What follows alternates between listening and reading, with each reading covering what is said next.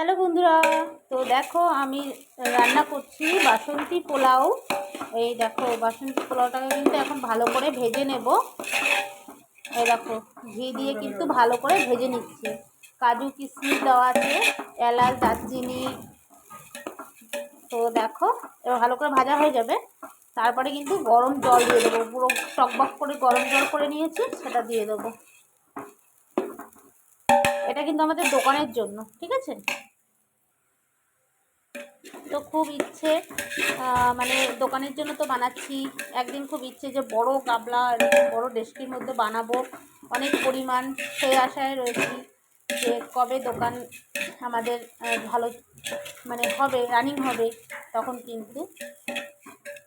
তো অনেক বড় তখন গাবলায় করে বানাতে হবে, বেশ ইচ্ছে আছি, জানি না কবে হবে। জল দিয়ে দাও।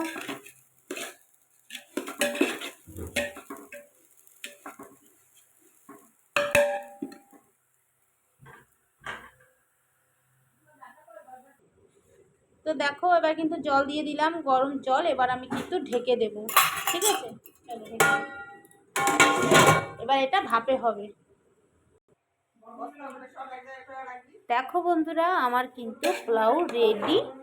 এই দেখো আমার কিন্তু পুরো রেডি, দেখবে পুরো ঝরঝর, ঠিক আছে? দেখো পুরো ঝরঝর কিন্তু, ঠিক আছে? পুরো রেডি হয়ে গেছে। আমার নিচটা দেখো পুরো ঝরঝর। তো কেমন হয়েছে অবশ্যই কমেন্টে জানাবে।